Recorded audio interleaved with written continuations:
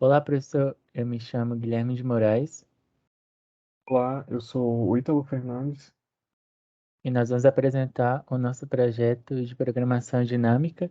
No caso, a gente decidiu pela opção de realizar questões de um juiz online e o juiz online selecionado foi o LeetCode. A gente resolveu quatro questões que são questão Coin Change, Triangle, Jump Game e Split Array Largest Sum. Três no nível médio e uma do nível hard. Aqui no nosso README tá as screenshots, tanto da questão quanto do accepted, e aqui as instruções de uso. Eu vou começar falando da primeira questão, que é a Coin Change, que é basicamente, ele dá pra gente as moedas que a gente tem, no caso 1, 2 e 5, e a quantidade de valor que a gente tem que alcançar com essas moedas. Nesse caso, a gente utilizou aqui, por meio da programação dinâmica, o cálculo com uma rede de memorização. E ao definir esse array, a gente consegue, a gente armazena o número mínimo de moedas dentro desse array necessário para cada valor que seria determinado pelo iterador, pela posição no array. E aqui a gente tem um caso base. Em seguida, a gente inicializa todos os valores desse array de memorização como o máximo valor possível. E aqui a gente faz o cálculo para que seria computar o mínimo número de moedas requeridas para todos os valores, desde o do valor necessário 1 até o valor que a gente quer, que no caso aqui seria o 11. Então, a gente passa por todas as moedas é, menores que i, e aí a gente armazena nesse array de memorização a quantidade de moedas necessárias para ter o valor. No caso daqui, a gente retorna sucesso. E em relação a essa outra questão, que é a questão de triângulo, no caso aqui a gente tem a entrada de um triângulo, aqui seria o topo e aqui a gente vai indo para a base e ele quer saber qual é o menor caminho de somas da base até o topo. No caso, a intenção é qual é o melhor caminho para percorrer aqui. No caso daqui, eu começaria pelo 1, depois eu iria para o 5, depois eu iria para o 3, depois para o 2, que é exatamente isso daqui, e aí a soma daria 11. Então a gente também faz aqui, utiliza uma rede de memorização, e aqui a gente inicializa da base para o topo do triângulo. Então a gente armazena todos os valores, esses valores do triângulo em uma rede de memorização, e aí a gente começa da base para cima. A gente calcula em no outro array aqui, usando como referência esse array de origem que é do triângulo, e aí a gente vai subindo da base para cima, a gente escolhe o menor valor entre dois valores analisados, por exemplo, o 4 e 1, a gente analisa o menor deles, e aí nisso a gente soma com o que está aqui em cima, no caso. A gente pegaria 4 e 1, o menor seria 1 e a gente soma com 5, e aí armazena o valor aqui, que seria 6. E aí, fazendo isso tudo, a gente chega, fazendo essa lógica para todos os itens, a gente chega até o topo, que seria a menor soma possível. Fazendo a submissão, sucesso. Agora o Ítalo vai dar continuidade. Bom, aqui para o Jump Game, ele vai dar um array, que é o seguinte, como tem no exemplo ali, eu tenho um array 2, que significa que eu consigo dar 2 pulos a partir dessa posição. A partir dessa posição, então, eu conseguiria ir para o 1, e assim sucessivamente. E o objetivo disso aqui é verificar se eu consigo, através de pulos, chegar no na última posição do vetor.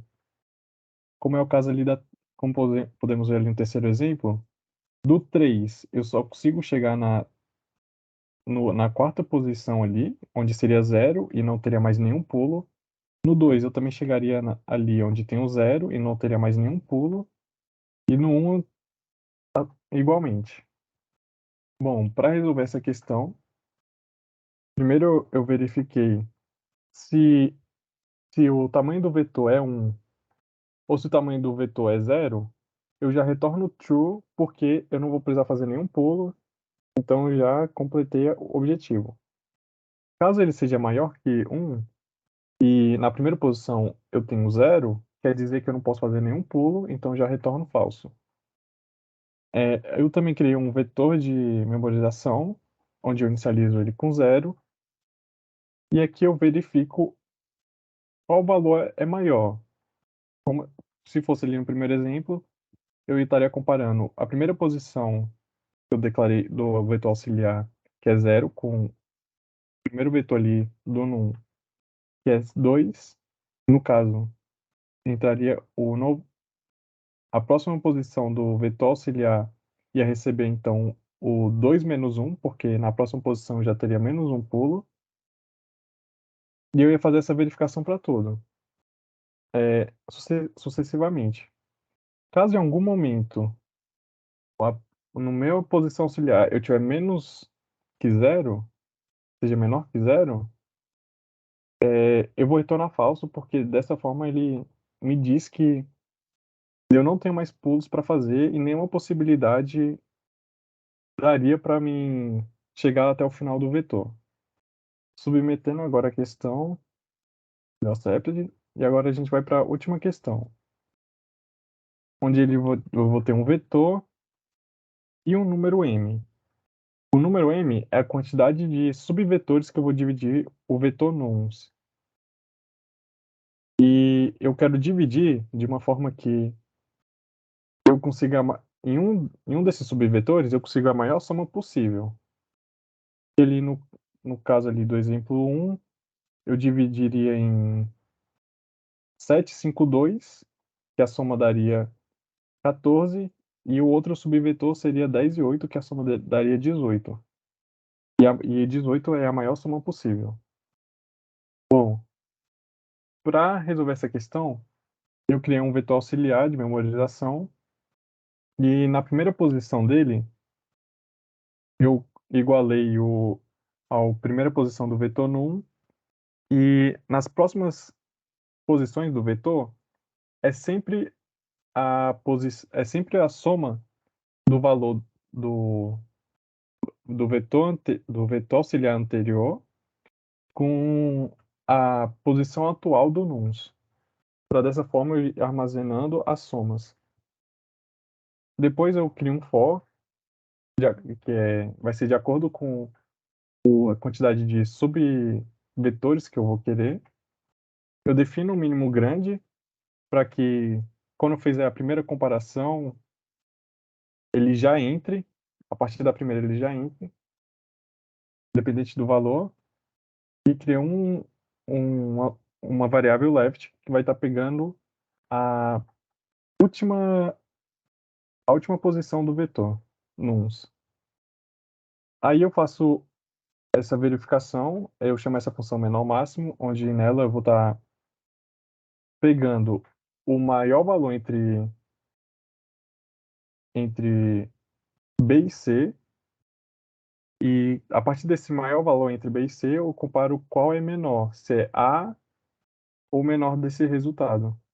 E aí, esse valor menor, eu vou associar ele ao mínimo.